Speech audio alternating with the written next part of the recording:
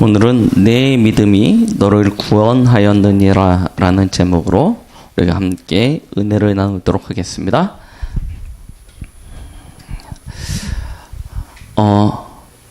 어저께 잠깐 서점에서 이렇게 책을 보는데요. 아마 다 읽어보셨을 거예요. 꿈꾸는 다락방이라고요. 그 책을 보면 무슨 얘기가 나오냐면 하나의 공식이 나죠. RNVD라고요.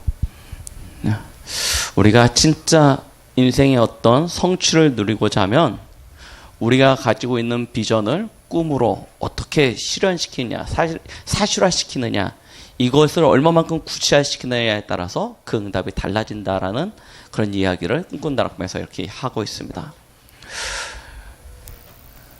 V와 D, 우리 요즘 계속해서 강단을 통해서 이렇게 메시지를 통해서 듣는 CVDIP, 이 5가지 단어 가운데 2가지 단어 아닙니까? 진짜 비전을 가지고 꿈만 잘 꿔도 사람은 응답을 받습니다. 성취를 누립니다. 우리가 어떤 비전을 가지고 어떤 꿈을 꾸느냐에 따라서 인생이 달라질 수 있다니까요.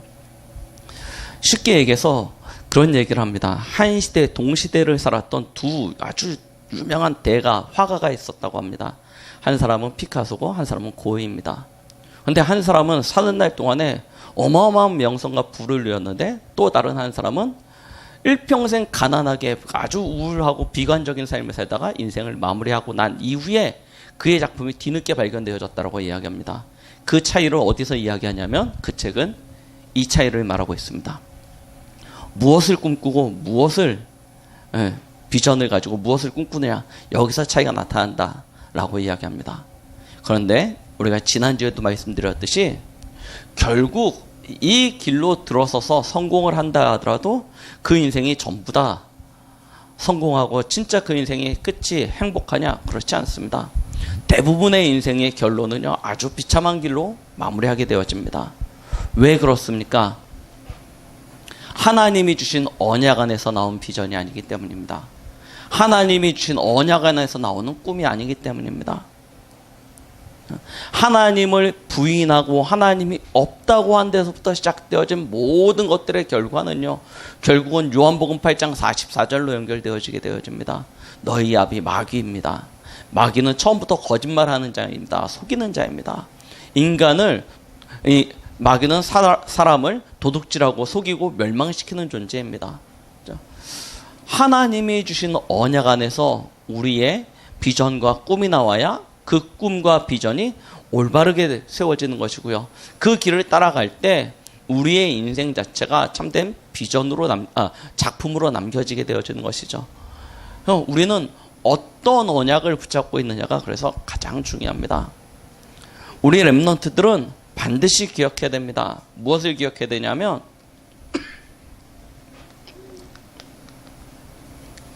우리 집이요. 사실은 우리 렘넌트들이 가지고 있는 상처의 대부분은 어디서 생기느냐? 가정에서 상처를 받습니다. 가정에서 문제를 가지게 되어집니다. 가정에서 많은 아픔들을 가지고 시작합니다.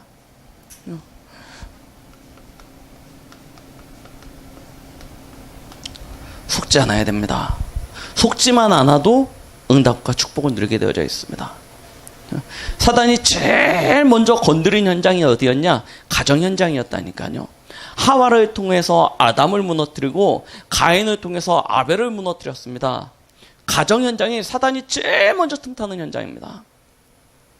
그래서요, 우리가 태어나면서부터 제일 먼저 가정에서 제일 먼저 상처를 받는 대상자가 누구냐면 부모님께 상처를 받고요, 형제와 자매에게 상처를 받습니다. 그게 가장 밑바닥에 깔린 채로 인생이 시작되어져요. 그러니요, 일평생 그 상처를 한 번도 치유되어지지 못한 채 그것이 곪고 곪은 상태로 간다니까요. 속지 마십시오. 하나님이 우리에게 주신 가정의 그 모든 것들은 나를 병들게 하고 나를 실패시키게 하는 것이 아니라 하나님께서 그것을 발판으로 하여 세계복음화의 가장 중요한 현장에 서게 하시기 위하여 우리를 세워가시는 과정일 뿐입니다. 모든 것을 발판으로 삼고 뛰어넘으면 됩니다. 문제되어질 것이 아무것도 없습니다. 그리고요, 우리가 두 번째로 반드시 기억해야 될 것이 뭐냐면 교회입니다. 우리 렘넌트들, 저는 특히요 그랬다니까요. 교회에 대해서 굉장히 많은 오해를 하고 있었습니다. 교회에 오시는 분들은 되게 훌륭한 분들인지 오시는 줄 알았습니다. 되게 믿음 좋고 되게 신실하시고 성품들도 되게 좋으신 분들만 교회에 있는 줄 알았습니다. 그런데 교회에서 신앙생활을 쭉 어려서부터 해오다 보니까 진짜 별의별 사람이 다 있어요, 교회 안에요. 제가 있잖아, 도둑놈, 사기꾼부터 다 있습니다, 교회 안에. 충격이었다니까요. 주일학교 때 저를 가르쳐줬던 주일학교 선생님이 사기꾼이었어요. 교회 와가지고 이 사람들한테 돈 다 빌려가지고 도망가서 주일학교 때 저 가르쳤어요. 초등학교 때. 얼마나 충격이었어요. 그 선생님한테 성탄절날 연습하다 맨날 벌 쓰고 막 그랬었는데 그 선생님이 진짜 싹 해가지고 싹 훑어가지고 도망갔다니까요. 얼마나 중요해요. 별의별 사람이 다 있습니다. 우리가요 교회 오면요 쉽게 도대체 장로님이 왜 저래, 목사님이 왜 저래, 집사님이 왜 저래, 그랬어요. 그게 아니고 원래 인간이 그래요. 그게 인간의 모습이라니까요. 그나마 하나님 믿고 교회 와서 예배 드리고 있으니까 이 정도지, 이분들이 여기 안 와 있으면요 어떻게 살지 우리는 상상치도 못할. 우리 부모님도 마찬가지입니다. 다 우리 주위에 있는 사람들의 진짜 하나님이 은혜 주시지 않으면 완전 어떻게 될지 지금과 비교할 수 없을 만한 상태가 돼 있다니까요. 오해하지 마십시오. 훌륭한 사람, 좋은 사람이 모이는 것이 아닙니다. 하나님 택하신 이들이 모이는 거예요. 그렇죠? 하나님의 구원받은 자들이 모이는 거예요. 그 구원받은 자들 가운데는 도둑놈도 있고 사기꾼도 있고 별의별 사람들이 다 있습니다. 그런데 그들이 쓸모없냐? 그렇지 않다니까요. 얘기자 속지 말라고요. 과거는 발판일 뿐입니다. 과거는 발판이에요. 그럼 그들을 통해서 하나님이 뭐 하시려고 하십니까? 하나님의 몸된 교회를 세워가시는 거예요. 하나님이 각 사람을 각 지체의 역할에 맞는 대로 부르신 것입니다. 그걸 우리가 딱 붙여요. 그래야 시험에 안 들어요, 교회 다니면서. 자, 그리고요, 어딥니까? 우리 렘넌트들 학교가 될 것이고요. 우리 어른들은 직장이나 사업의 현장이 되겠죠.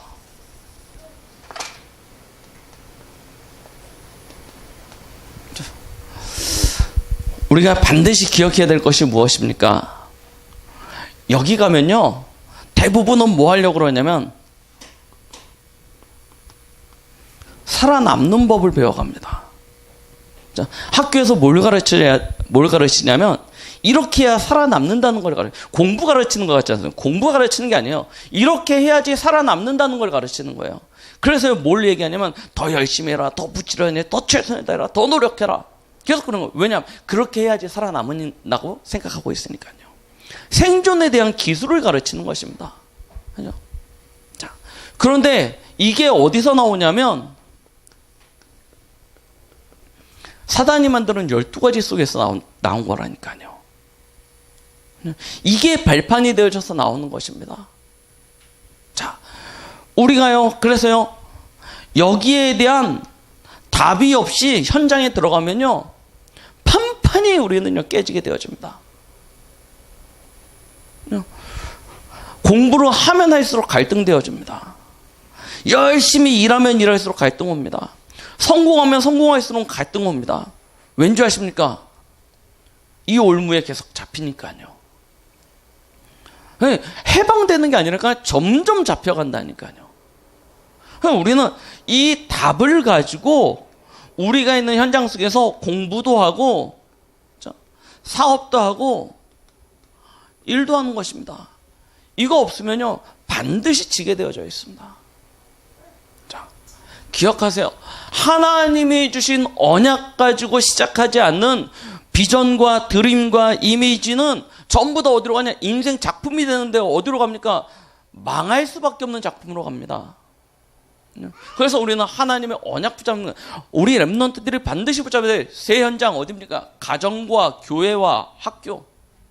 우리 어른들은요 가정과 교회와 직장과 사업 현장에 대한 비밀까지 가져요. 우리는 이곳을 살리라고 부름받은 이 시대의 7천인 은혜로 남은 자입니다. 그래서 우리가 있는 현장에서 도단수 운동해야 돼요. 그 첫 번째가 뭐냐면 내 믿음이 너를 구원하였느니라. 반드시 기억해야 됩니다. 결국 믿음입니다. 믿음이 없이는 하나님을 기쁘시게 할 수 없다고 하였습니다. 믿음은 바라는 것들의 실상이요 보이지 않는 것들의 증거라고 하였습니다. 우리 안에 진짜 믿음이 없다면 우리가 하고 있는 지금 이 행위는 가장 쓸모없는 시간이 되어집니다. 지금 예배드리는 이 시간이 얼마나 비참한 시간인지 모릅니다. 그런데 우리가 진짜 믿음을 회복하면 이 시간만큼 소중한 시간이 없는 것입니다. 그럼 도대체 믿음이 뭡니까? 믿음은 확신입니다.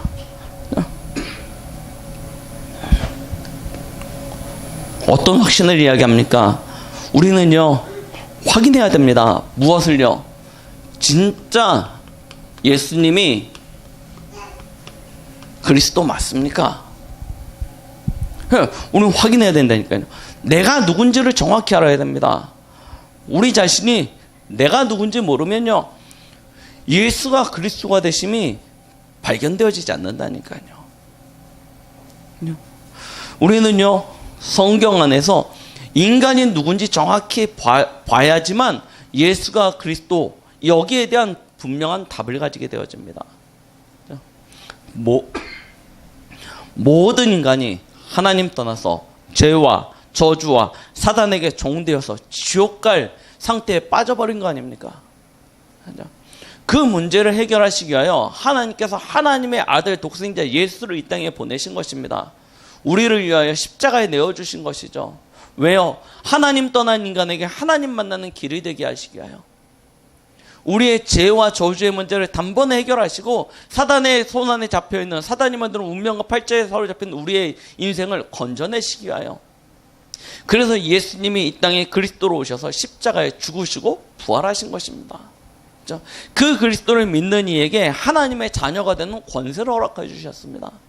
그래서 우리는 다른 이름이 아니고 예수님을 그리스도로 믿습니다. 그런데 이 예수 그리스도가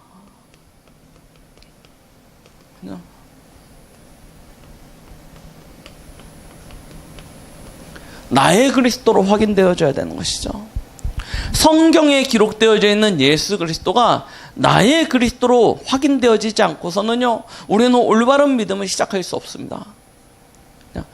진짜 나를 아십니까? 내가 괜찮은 존재인 것 같고 내가 진짜 뭔가 좀 쓸모있는 존재라고 생각하십니까? 그렇지 않습니다. 우리는 나에 대한 정확한 시선을 가지고 진짜 내가 쓸모없구나. 난 진짜 아무것도 할 수 없구나. 나는 진짜 쓰레기 같구나. 그렇게 깨달았다면 진짜 잘 깨달은 것입니다. 그게 원래 내 모습이라니까요. 아직도 내가 난 괜찮아. 난 할 수 있고 난 대단한 뭔가가 있어 라고 생각하십니까? 잘못 깨달으신 겁니다. 왜요? 시작이 하나님 떠난 상태라니까요. 마귀에게 잡힌 상태라니까요. 죄와 저주 가운데 빠져버렸습니다. 그래서요, 우리가 뭘 조금 고치고 바꾸고 변화되어지면 괜찮은 존재가 되어질 만한 그런 가치 있는 존재가 아닙니다. 허물과 죄로 죽었던이라고 에베소서 2장 1절을 기록하고 있습니다. 죽어버린 존재라니까요. 시체입니다. 시체를 어디다 쓰겠습니까? 아무런 가치 없는 존재입니다. 하나님을 떠나서 하나님과 원수된 자리에서 멸망의 길을 걷고 있는 우리의 모습 아닙니까? 그런 나를 구원하시기 위하여 그리스도가 오신 것입니다. 나의 과거 문제, 하나님 떠나서 죄와 저주 가운데 지옥 가야 될 마귀의 종된 인생 끝내버리신 것입니다. 나의 오늘의 문제, 세상에 억눌리고 수고하고 무거운 짐을 예수 그리스도께서 십자가의 그 보혈의 공로로 말미암아 다 벗겨주신 것입니다. 나의 미래의 문제, 이제 내가 사는 것이 아니요 내 안에 계신 그리스도께서 사시는 인생으로 바꾸신 것입니다. 다 끝났습니다. 이것이 확인되어진, 그래야 무엇이 되어집니까? 이 그리스도가 나의 주인된 인생이 되어집니다. 이것이 안 되면 우리는요, 안 될 수밖에 없는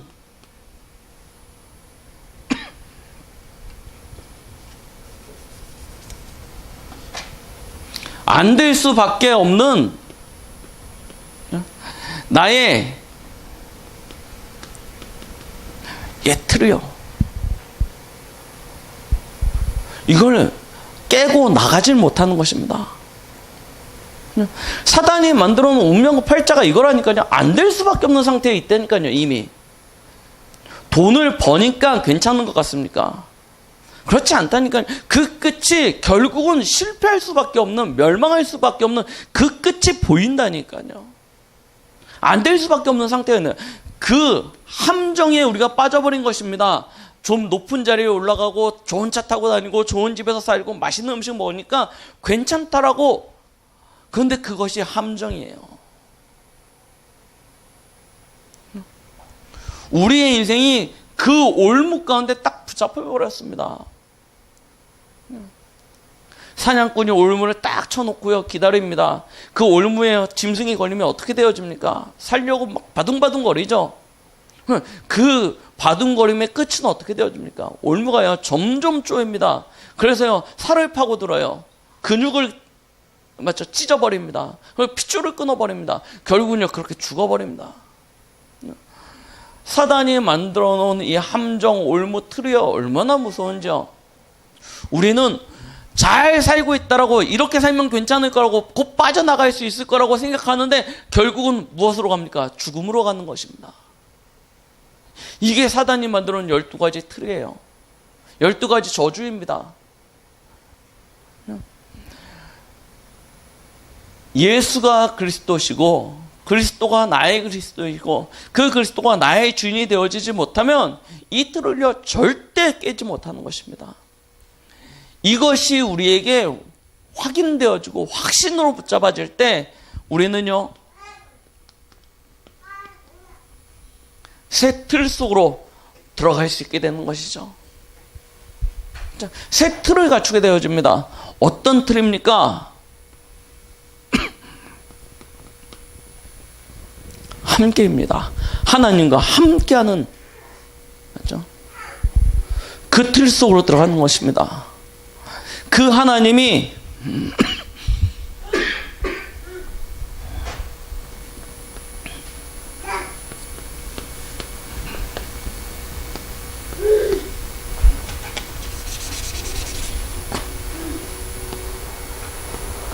우리와 함께 하십니다. 아니, 정확히 얘기하면 무엇입니까? 나와 함께 하십니다. 함께 하시는 하나님이 함께 하시는데 어떻게 합니까? 나와 함께 하시는 걸 보고 투게더라고 합니다. 그 하나님이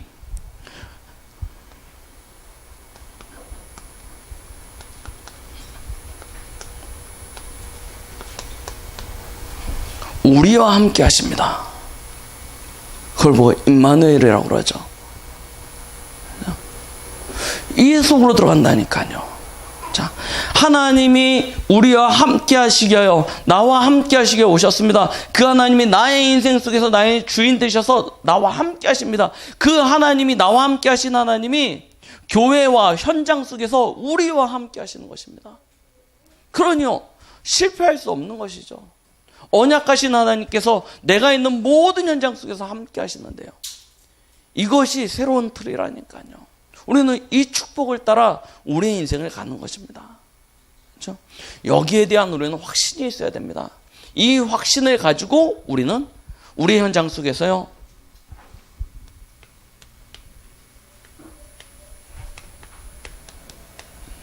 믿음으로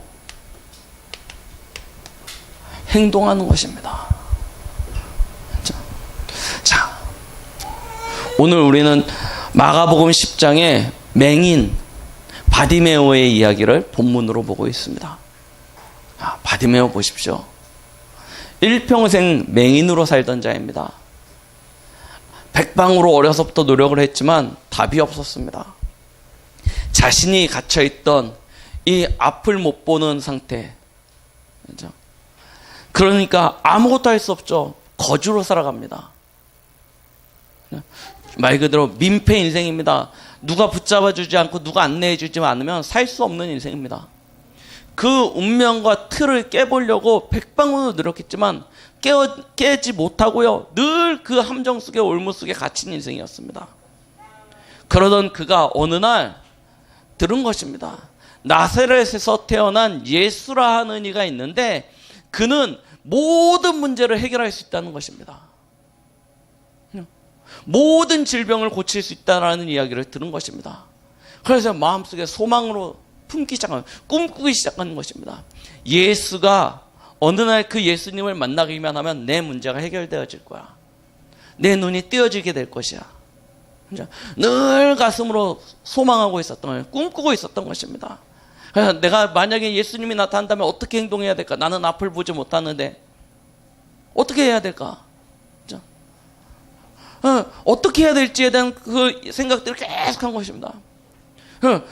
방법이 없어요. 뛰어나갈 수도 없고요. 예수님을 가서 붙잡을 수도 없습니다. 보지 못하니까요. 그래서요. 외칠 것을, 방법을 찾아낸 것이죠. 크게 외쳐야겠다. 예수님이 듣도록. 그러던 어느 날 진짜요. 자기가 늘 돈 달라고요. 이렇게 엎드려 있는 거기에요. 예수님이 지나간다는 소리를 웅성웅성 예수님이 왔대. 막 그 웅성거림이 점점 커집니다. 그때요. 늘 꿈꾸었던 대로, 늘 자기가 이미지 그렸던 대로 뭐합니까? 바디메오가 외치는 것입니다. 나사렛 예수가 지나간다는 그 말을 듣고 외칩니다. 다윗의 자손 예수여 나를 불쌍히 여기소서. 외칩니다. 다윗의 자손 예수여 나를 불쌍히 여기소서. 너무 사람들이 많아가지고 웅성웅성 그 시끄러운 소리 때문에 잘 안 들립니다. 외칩니다. 다윗의 자손 예수여 나를 불쌍히 여기소서. 할 수 있는 것이 그거밖에 없어요. 그렇죠? 사람들이 손가락질합니다. 웬 맹인이 그지가 엎드려가지고 막 서서 외칩니다. 다윗의 자손 예수여 나를 불쌍히 여기소서. 사람들이 막 뭐라고 합니다. 조용히 있으라고. 네가 왜 떠드냐고. 네가 나설 자리가 아니라고. 막 손가락질합니다.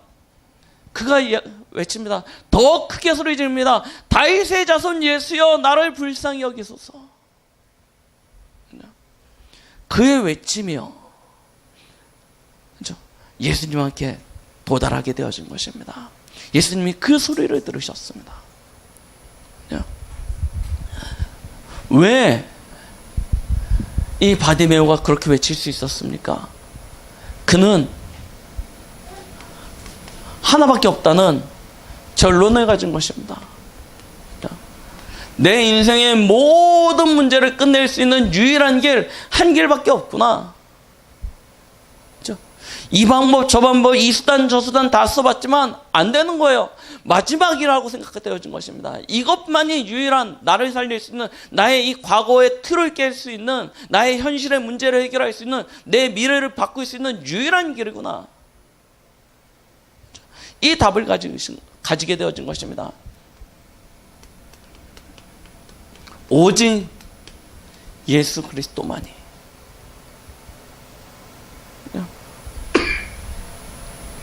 그러니까요, 뭐가 없어집니까? 이유? 핑계? 없는 것입니다. 이것만이 살 길이라고 생각되어지는데요. 사람들의 시선, 이목, 관심, 집중, 조롱과 멸시, 핍박과 환난, 살려고 하는 유일한 길이 이것밖에 없는데요. 그것이 뭐가 두렵겠습니까? 아무것도 신경 쓰는, 오히려 뭐라고 했냐면 더 크게 소리 지르는 것입니다. 다윗의 자손 예수여 나를 불쌍히 여기소서. 이거는요 단순한 외침이 아닙니다. 그는 자신의 생을 건 도전이었습니다. 지금이 아니면, 이때가 아니면 더 이상 다른 기회가 없어요.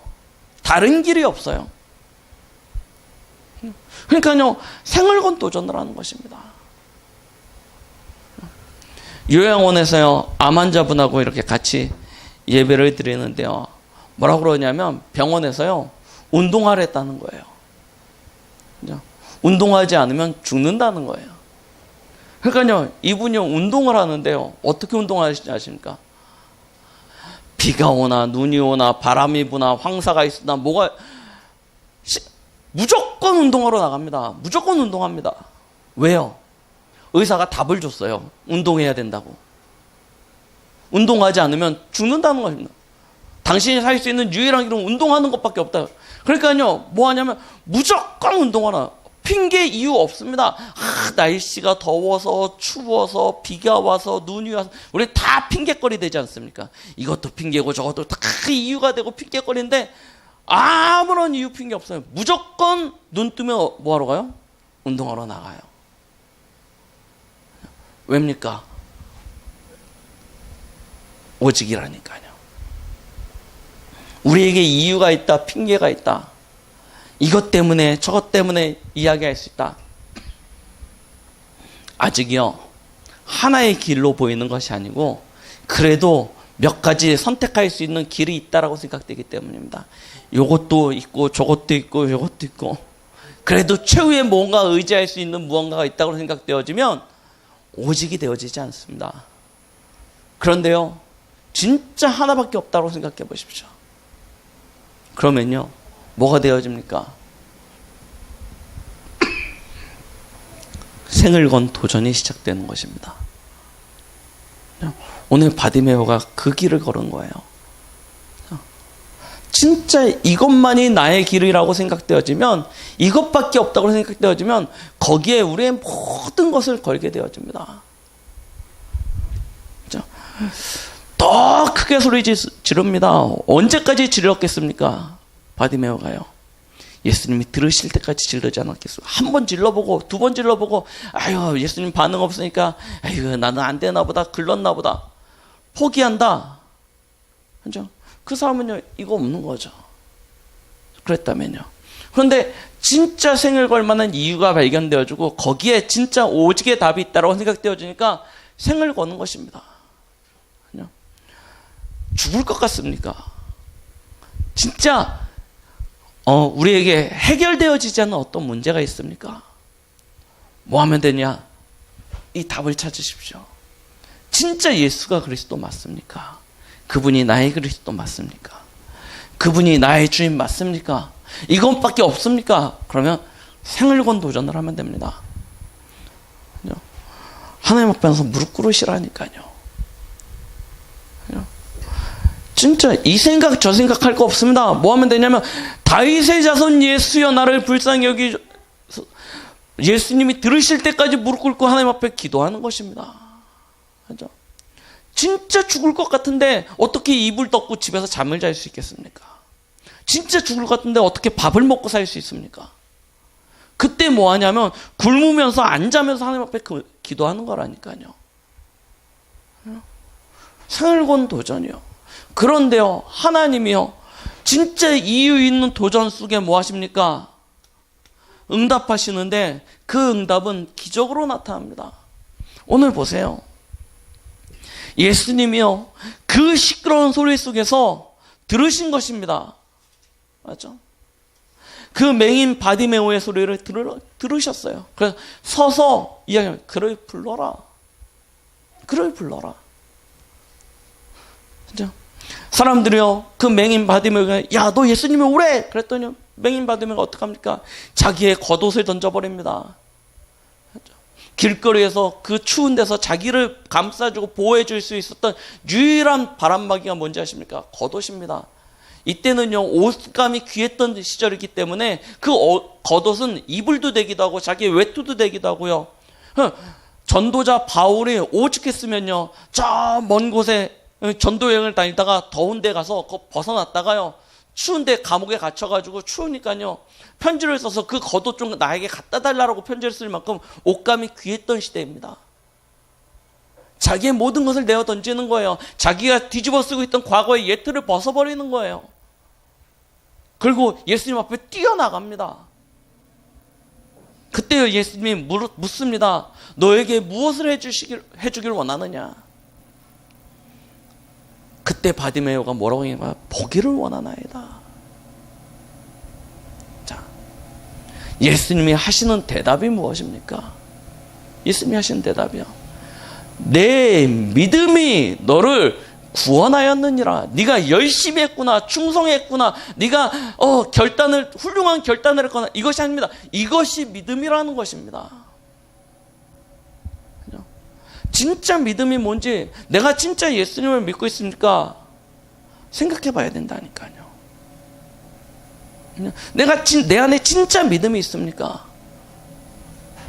믿음이 무엇인지에 대해서 예수님이 설명하고 계시는 것입니다.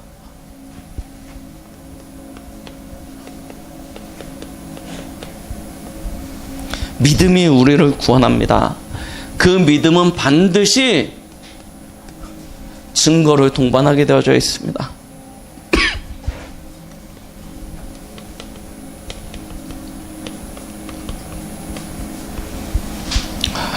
특히 마가복음에는 그러한 일에 대하여 많이 기록하고 있습니다.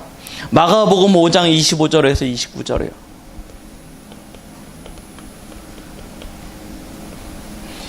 혈루증 여인에 대하여 성경은 기록하고 있습니다. 이 혈루증 여인은 맞죠? 불치병입니다. 나을 길이 없어요. 그런데 여자가 피를 흘리는 병이 이 당시에는 저주받은 병이라고 해가지고요, 사람들한테 손가락질 받고요, 배척 받고요, 핍박과 환난을 겪게 되어지는 그런 아주 중대한 병이었습니다. 아무도 자기를 도와주지 않아요. 그 여인이요, 예수님이 지나간다는 소리를 듣고요, 예수님만이 나를 구원할 수 있는 유일한 길이라는 사실을 붙잡고요, 예수님의 뒤를 조용히 따르다가요, 예수님 앞에 나아가서 창피하니까요, 자기가 저주받고 자기가 사람들한테 지탄받는 대상이라 하니까요, 예수님 앞에 나서지도 못합니다. 오히려 맹인보다도 못해요. 여인이라는 신분 때문에요. 그래서 뭐합니까? 예수님의 옷자락을요, 예수님의 옷자락만 만져도 내가 나을 거라는 확신을 가지고 예수님의 옷자락을 만집니다. 그런데요, 예수님이 그 수많은 사람들이 예수님을 스쳐가면서 건드리면서 만지고 있는데요, 그 여인이 붙잡은 그 옷자락, 그걸 아신 거예요. 누가 나에게 손을 대었느냐 묻습니다. 제자들이 이렇게 사람이 많은데 그걸 어떻게 합니까? 아니다, 내게서 능력이 행하여졌다라고 얘기하십니다. 그때 이 여인이 나타나죠. 믿음이 그의 병을 고치는 것입니다. 맞죠? 자, 마가복음 5장 35절로 43절에요.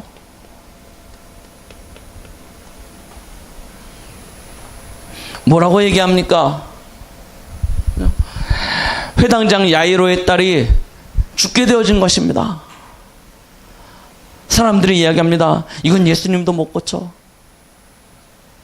예수님도 할 수 없을 거야. 이미 죽음에 직면하게 되어진 것입니다. 그때요, 예수님 할 수 있거든요. 무슨 말이냐?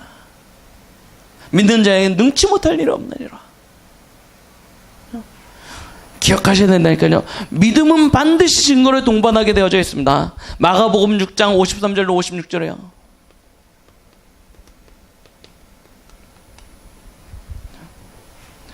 게네사렛의 병자들에 대한 이야기가 나옵니다. 마가복음 7장 24절로 30절에요.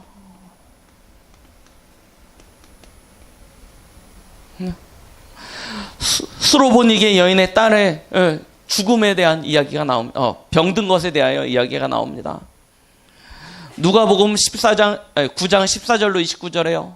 마가복음이죠. 마가복음 9장 14절부터 29절에는 귀신 들린 아이를 가진 부모님에 대하여 이야기가 나옵니다. 그리고 오늘 마가복음 10장 46절로 52절에요. 바디메오 이야기까지요. 보십시오.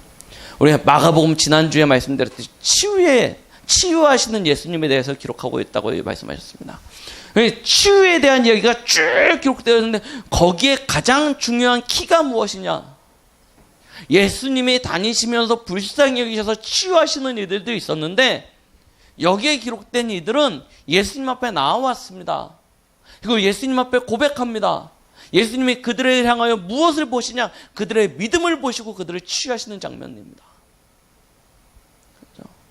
믿음은 반드시 증거를 동반하게 되어져 있습니다.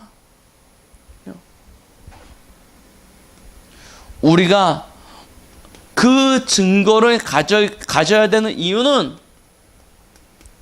증인이 되기 위하여였습니다. 7천제자, 이 시대의 제1, 2, 3 알려드리시 운동, 도단성 운동 어떻게 합니까? 증거를 가진 증인이 할 수 있는 것입니다. 실현이라고 이야기하지 않았습니까? 우리가 무엇을 이야기하겠습니까? 무엇을 나타내겠습니까? 오늘 바디메오는 예수님의 네 믿음이 너를 구원하였느니라 고백하는 그 동시에 두 눈이 띄었습니다. 그러면 너무 기쁘죠. 즐겁죠. 막 동네방네 다니면서요. 내 눈이 떴다라고 막 자랑할 것입니다. 중요한 건 이 바디메오는 그러지 않았다는 것입니다. 뭐라고 얘기합니까? 길에서 예수를 따랐다라고 얘기합니다.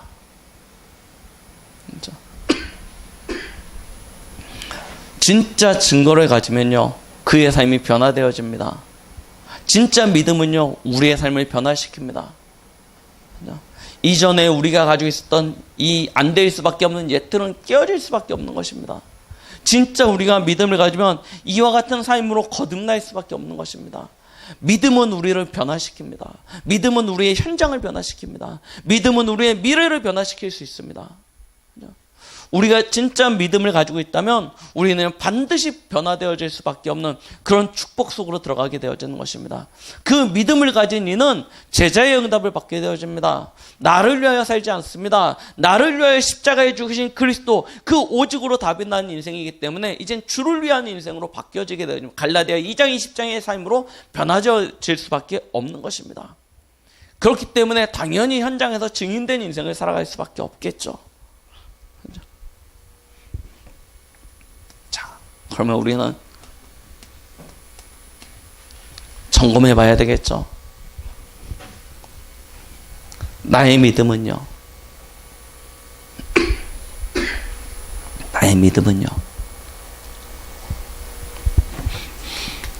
무엇으로 확인하시면 된다고요? 내 마음이 어디 있습니까? 이걸 보시면 안 되니까요. 내가 주로 생각하고 고민하고 내 마음을 쏟고 있는 것이 무엇입니까? 나의 시간이 어디로 흘러가고 있습니까?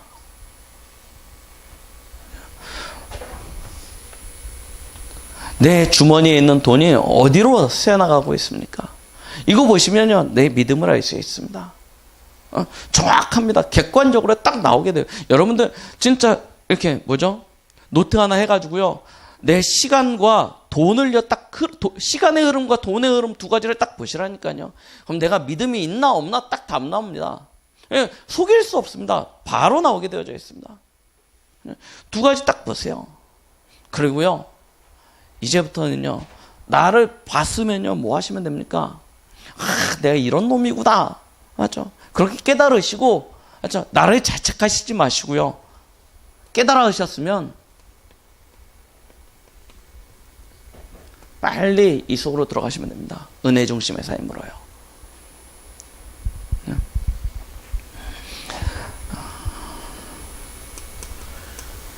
예배, 그 중요성은요, 말로 할 수 없습니다. 우리가 함께 모여서 드리는 이 예배 시간, 또 혼자서 드리는 예배 시간, 이것만큼 귀중한 시간이 없습니다. 이때 하나님은 말씀을 주시고, 하나님의 말씀은 살았고 운동력 있게 우리의 삶과 우리의 현장 속에 성취되어지기 시작합니다. 말씀을 들을 때 우리에게 믿음이 생기고, 우리에게 믿음이 생길 때 우리는 성령의 충만함 속으로 들어갈 수 있습니다. 다른 방법이, 그래서 예배를 실패한다, 모든 것 실패하게 되어져 있습니다. 예배 성공만큼 중요한 것이 없습니다. 예배가 되어질 때 우리에게 말씀이 살아나고, 말씀이 살아날 때 기도가 되어지기 때문입니다. 은혜 중심으로 삶으로 들어가야 우리의 옛틀이 발견되어지고, 발견되어져야 그 옛틀이 깨어지고, 그 옛 틀이 깨어져야 새 틀이 우리에게 갖춰지게 되어집니다. 자, 말씀을 마무리하겠습니다. 2019년 실현회입니다. 어떻게 실현을 할 것이냐? 첫 번째가 나의 믿음을 점검하셔야 됩니다. 그렇죠? 나는 어떤 믿음, 진짜 내가 가지고 있는 믿음이 나를 구원할 수 있을 만한 믿음인가? 그렇죠? 말씀을 놓고 하나님 앞에서 나를 점검해 보십시오.